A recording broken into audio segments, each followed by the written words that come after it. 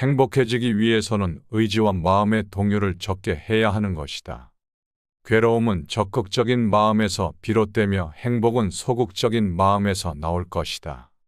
마음의 안정과 고요, 그리고 평온함은 야망과 부산스럽고 시끄럽고 바쁜 것으로부터 오는 불행보다 훨씬 낫다고 한다. 우리는 성취 뒤에 오는 절망과 허물을 이미 알고 있기 때문에 이러한 전제들이 가능한 것이다. 작가나 화가, 음악가들이 예술 작품을 창작하면서 행복을 묘사할 때 전원적 목가적 자연 풍경과 고요함과 아름다움을 그리는 것들만 보아도 인간의 행복이란 어디서 오는 것인지 확인할 수 있다. 그들은 행복을 묘사할 때 늘 한적한 시골과 자연 풍경과 외로움과 고요함을 찬미하고 있다.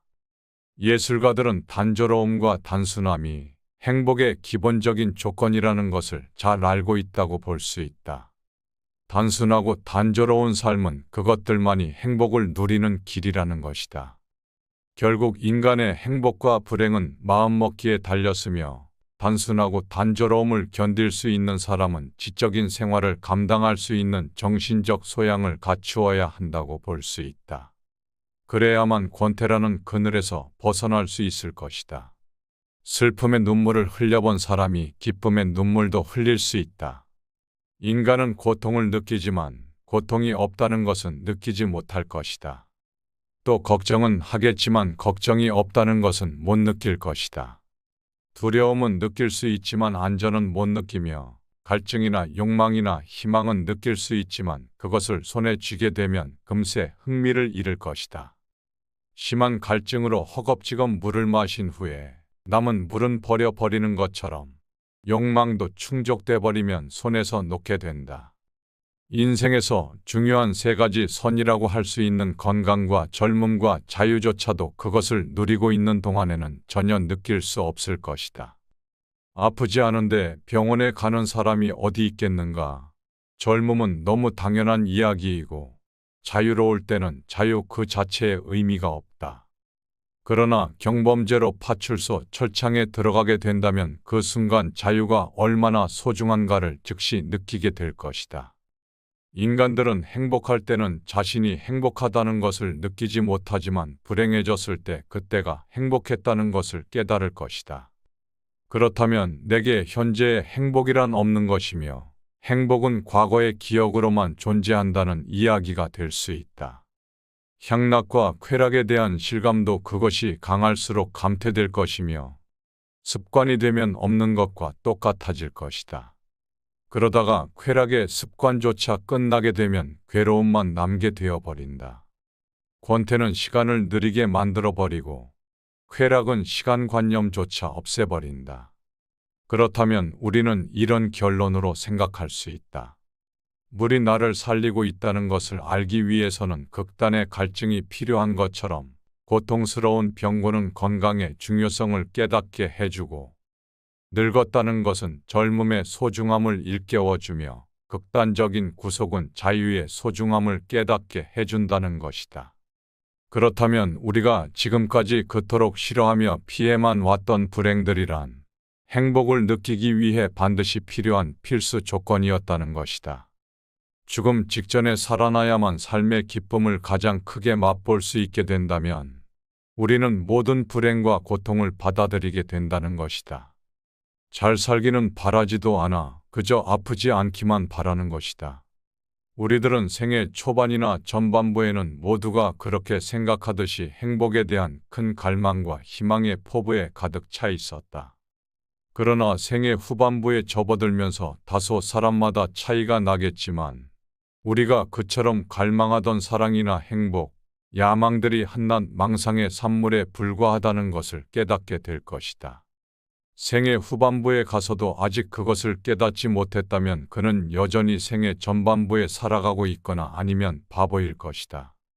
따라서 지혜로운 사람들이란 강렬한 쾌락보다는 다만 고통이 없기를 바랄 것이다.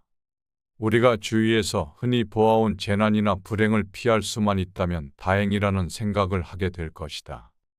잘 살기는 바라지도 않고 아프지 않고 살 수만 있으면 좋겠다. 라는 말이 당신의 입에서 나오게 된다면 당신은 이미 생애 후반부에 살고 있다고 볼 수 있다. 나 역시 젊은 시절에는 문을 두드리는 소리가 들리면 야, 뭔가 좋은 수가 있나 보다 하고 반가워했었다. 하지만 나이가 들고 인생을 겪고 난 후에는 문 두드리는 소리가 들리면 혹시 불길한 일이 생긴 것은 아니겠지 하고 중얼거리곤 했다. 자신이 겪고 있는 슬픔에 대해 말하지 말아야 한다. 진정한 우정이라는 것은 옛 이야기에 나오는 큰 바다뱀의 전설처럼 실제로 있는 것인지 상상인지 잘 구별할 수가 없다. 어떤 사람들은 자기 목숨을 내어줄 수 있을 만큼 고귀하고 깊은 우정을 나누었고 지금도 그런 우정을 갖고 있다고 장담하기도 할 것이다. 이런 각박한 세상에서 그런 친구를 가진 사람은 아주 다행이라고 본다. 그러나 만일 내가 가장 친하다고 믿고 있던 친구가 내가 없는 자리에서 다른 사람들과 나에 관해서 은밀히 이야기한 말들을 들었다면 아마 나는 그 친구와 다시는 얼굴을 마주보지 못할 것이다. 그 말은 내가 허물 없는 우정이라고 믿고 있는 친구라도 참기 어려운 비난과 모욕적인 말들을 나에 대해서 하고 있다는 것이기 때문이다. 물론 그 친구는 이런 말은 비밀이다라는 전제를 반드시 붙일 것이다. 친구의 진실한 우정을 시험해 보려거든 우리가 최근에 겪고 있는 불행을 하소연하는 것이 가장 좋은 방법이기도 하다. 물론 친구에게는 절실하게 도움을 요청해야 한다. 예를 들어 파산을 앞두고 있으니 돈을 빌려 달라고 한다거나 아니면 힘든 일을 대신 해줄 수 있냐고 제의할 때 바로 그 순간 친구의 표정을 잘 살펴보아야 할 것이다. 그때 그 친구가 진실로 동정과 연민의 모습을 보인다거나 냉담한 태도로 돌변한다거나 관계없이 그 친구의 가슴 깊은 곳에서 이미 저 유명한 프랑스의 작가 라 로슈프코가 한 말이 입증되고 있을 것이다. 우리는 가장 친한 친구의 불행에 일종의 고소한 기쁨도 함께 느낀다. 우리를 기쁘게 만드는 일들 중 하나는 최근에 겪고 있는 친구의 불행과 슬픔에 관하여 듣게 되는 일이다. 이것이 인간이 지닌 특성이자 본성의 하나일 것이다.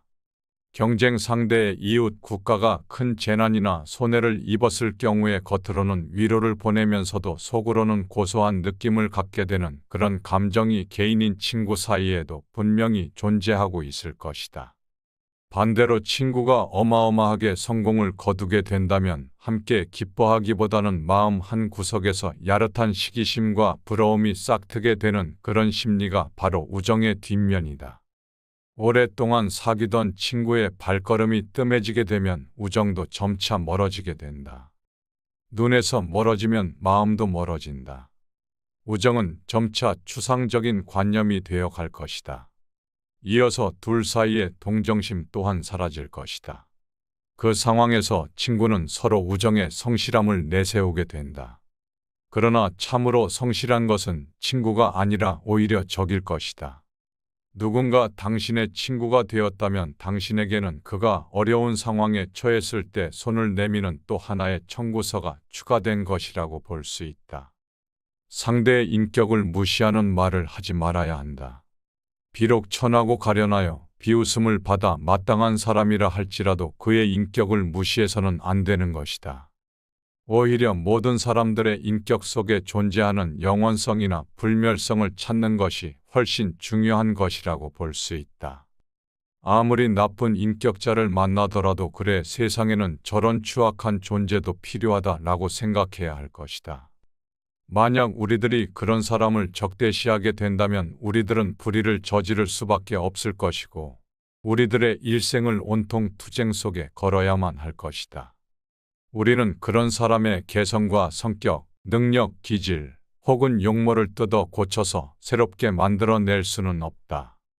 우리들이 그런 인격을 가진 사람들과 싸워서 그들을 바꿀 수 있게 된다면 모르겠지만 그렇지 않다면 싸워야 할 이유는 없다.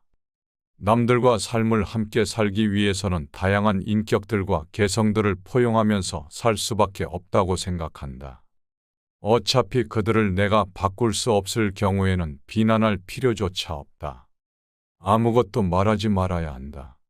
어떤 사람의 흉악한 성격의 일면을 파악한 뒤에 그 사실을 잊어버리는 것은 마치 애써 모은 돈을 창 밖으로 내던지는 것과 다름이 없다고 볼 수 있다.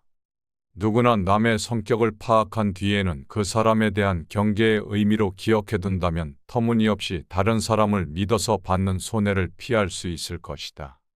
사랑하지도 말고 미워하지도 말아야 한다. 이것은 지혜의 절반에 해당한다. 또한 아무것도 말하지 말 것이며 아무것도 믿지 말아야 한다. 그것이 지혜의 나머지 절반이다. 그러나 이런 명언을 지켜야 하는 이 세상 속에서 살아간다는 것은 얼마나 어처구니 없는 일인 것일까. 단 하루, 단 한 번뿐인 오늘이다. 현재의 삶을 즐길 수 있으려면 무엇보다도 먼저 마음의 안정을 가져야 할 것이다. 오늘이라는 날은 단 한 번뿐이며 2번 다시는 찾아오지 않는다는 사실도 알아야만 한다. 그런데 우리들은 오늘이라는 날이 내일 다시 찾아오는 것으로 착각하고는 한다. 내일 역시 2번 다시 찾아오지 않는 또 다른 하루일 뿐일 것이다. 병에 걸렸을 때나 슬픔에 빠져 있을 때 우리들은 고통과 후회가 없었던 과거의 시간을 한없이 부러워하여 마치 잃어버린 낙원이나 진가를 인정하지 못했던 친구처럼 아쉽게 떠올리게 된다. 그렇다는 사실을 언제나 건강한 때에도 의식하고 산다면 현재를 좀 더 가치 있게 평가하고 즐길 수 있을 것이다. 자신의 재능을 과시하지 말아야 한다. 자신의 재능을 세상 사람들에게 크게 과시하는 것처럼 어리석은 사람은 없을 것이다. 다른 사람의 재능을 보면 대다수의 사람들이 칭찬과 격려를 하는 것 같겠지만 속으로는 시기와 질투심에 사로잡혀 버린다. 특히 같은 일로 경쟁 관계에 있는 사람들로부터는 증오나 원한을 사게 될 것이다. 자기 자신만의 뛰어난 재능이란 과시하는 순간 공격의 표적이 될 수도 있다는 사실을 잊어서는 안 된다. 이미 말했지만 인간의 가장 큰 본능은 쾌락과 허영심을 만족시키는 일이기 때문이다. 이 쾌락과 허영심은 다른 사람과 자기 자신을 비교한 우월감에서 나오는 것들이며 함께 어울려 있는 가운데 어느 누가 뛰어난 재능을 가졌다는 것은 다른 많은 사람들에게 정신적 모욕감이나 피해를 줄 수도 있다. 이 미움과 분노는 어떠한 방식으로든 보복하려는 의지로 나타날 것이다. 따라서 재능이 뛰어난 사람들이 가장 먼저 해야 하는 일이란 자신의 안전을 위해서 재능을 감추는 위장 가면을 쓰는 것이다. 재능이 뛰어난 사람들은 자신이 다른 사람들과 똑같이 평범하다는 것을 애써 보여주어야 할 것이다. 잘난 체하는 사람들이 미움을 사게 되는 것은 그 때문이다. 그러므로 높은 지위에 오른다거나 돈이 많은 사람들은 남들의 부러움과 존경의 대상이 될 수 있지만 재능이 뛰어난 사람은 합당한 존경을 받는 일은 거의 없다고 볼 수 있다. 아마 재능이 있는 사람들은 성인 군자들의 사회에 살아야 제대로 존경을 받을 것이다. 사람들은 사람의 따뜻한 체온을 원할 것이다. 그래서 햇빛이나 난로 곁에 가까이 다가가려고 할 것이다. 이런 현상들은 본능적인 충동과도 같기 때문에 사람들은 자기에게 기쁨을 주는 사람과 만나려고 하는 본능이 있다. 그런 사람이란 누구일까? 남자라면 지능이 좀 모자란 사람일 것이고 여자라면 미모가 조금 떨어지는 사람일 것이다. 뛰어난 미모를 가진 여자는 친구들이 없을 것이다. 누가 뛰어난 미모를 가진 여자와 어깨를 나란히 하고 가려고 할 수 있을까? 하지만 조금 못생긴 여자들 곁에는 미인 친구들이 많을 수 있다. 특히 못생긴 여자가 지위나 신분이 높은 경우에는 더더욱 크게 환영을 받을 것이다. 남자 역시 머리가 뛰어난 천재에게는 사람들이 모여들지 않을 수 있다. 이렇게 남자들은 좀 바보같이 보여야 하고 여자도 외모가 조금 떨어져 보여야 다른 사람들이 쉽게 친밀감을 느낄 수 있다. 다른 사람의 잘못을 고치는 일은 거의 불가능한 일이다. 다른 사람의 생각이나 의견을 반박해서는 안 될 것이다. 다른 사람을 불합리한 생각과 허망에서 벗어나게 하려는 것들은 비록 구약 성서에 나오는 인물처럼 969세까지 살아도 그 목적을 달성할 수 없는 일들일 것이다. 또한 다른 사람과 이야기할 때는 아무리 호의적으로 말한다 하더라도 상대방의 잘못을 비난해서는 안 될 것이다. 다른 사람의 감정을 사기는 쉽겠지만 그 잘못을 시정하기란 매우 어렵기 때문이다. 만일 다른 사람이 차마 귀로는 들을 수도 없고 전혀 이치에 닿지 않는 말을 하더라도 개입할 필요는 없을 것이다. 단지 그가 아주 서투른 연극을 하고 있다는 것을 알고 있다면 될 것이다. 이 세상에서 진리나 교훈을 전하려는 사람이 혹시 자기의 임무를 완수했다고 한다면 그것은 매우 운이 좋은 것에 속하지만 대부분의 사람들은 그 과정에서 오해와 푸대접을 받을 수 있고 아니면 저항과 학대에 시달릴 수밖에 없다. 그러므로 자신의 의견을 남에게 납득시키려 한다면 열을 올리지 말고 끝까지 진실하고 냉정하게 설득을 해야만 할 것이다. 자기 의견을 이야기하면서 열을 올리며 듣는 사람은 그의 말이 지성에서 나온 판단이라고 보기보다는 관철하려는 의지에서 나온 것이라고 생각하기 때문에 더욱 납득하려고 들지 않을 수도 있다.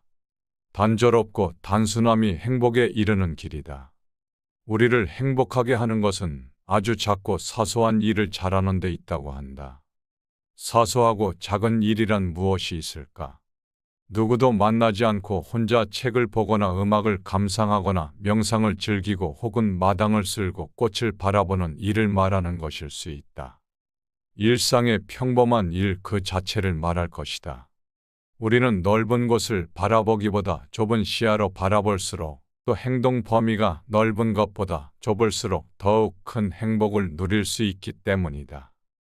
세상을 넓게 보게 되면 욕망 또한 커진다. 시야와 행동 반경이 넓어지게 될수록 욕구가 더욱 발생하게 되고 욕구가 발생하게 되면 그것을 이루려는 걱정과 불안도 증가하게 될 것이다. 사람을 많이 만날수록, 친구가 많을수록, 좋아하는 사람이 많을수록 소망과 욕구의 접촉 범위가 커지게 되면서 불행을 자초할 수 있는 기회와 환경 또한 커지게 된다. 질투는 부도덕과 불행의 가시를 품고 있다. 질투는 인간의 자연스러운 본능 가운데 하나이기도 하지만 부도덕과 불행의 가시를 품고 있다고 한다. 그래서 질투는 옛날부터 우리들의 행복을 가로막는 적이자 죄악으로 간주되어 왔다. 우리는 가능한 질투라는 본능을 우리의 인격에서 잡초처럼 뿌리 뽑아야 할 것이다. 세네카는 자신의 소유에 만족하고 이를 즐기려면 남들과 비교하지 말아야 한다. 자기보다 더 잘 살고 더 많이 가진 자를 부러워하고 배 아파하는 사람은 결코 행복해질 수 없다고 말하면서 행복하려면 자기보다 못한 자가 얼마나 많은가를 생각해야 한다고 충고했다. 우리는 항상 위보다 아래를 보고 살아가야 하며 자기보다 행복하다고 여기는 사람이 겉으로 보기에만 그런 것인지 아니면 실제로는 불행을 감추고 사는 것인지도 의심해 봐야 한다. 사람이 자신을 위로하는 가장 빠른 방법은 자기보다 불행한 사람을 찾아보는 것이다. 우리의 모든 불행은 혼자 있을 수 없는 데서 생길 것이다. 세상에는 어디에서나 모든 것들에 들러붙어서 무엇이든 항상 취할 준비가 되어 있는 천민 무리가 있다고 한다. 그들은 무수히 때로 몰려들어 있는 해충과도 같은 존재일 것이다. 그들이 그렇게까지 하는 이유는 단지 자신의 무료함을 벗어나기 위해서이다. 스스로 정신적 온기를 충분히 지닌 사람들은 굳이 그 무리에 섞일 필요가 없을 것이다. 지적으로 뛰어난 사람들은 고독한 생활로 이중의 이점을 얻을 것이다. 하나는 자기 자신과 함께 할 수 있다는 이점일 것이고 다른 하나는 타인과 함께하지 않는다는 이점일 것이다. 모든 교제에는 강요와 고충, 위험이 따를 것이다. 이것을 감안할 때 두 번째 이점은 높이 평가받을 만할 것이다. 사교란 때로는 도덕적으로 문제가 있거나 불합리한 사람과도 접촉하게 되므로 위험한 일이기도 할 것이다. 비사교적인 사람이란 그런 사교성을 가질 필요가 없는 사람이다. 사교가 필요하지도 않을 만큼 많은 것들을 지니고 있다는 것은 그 사실만으로도 큰 행운이다.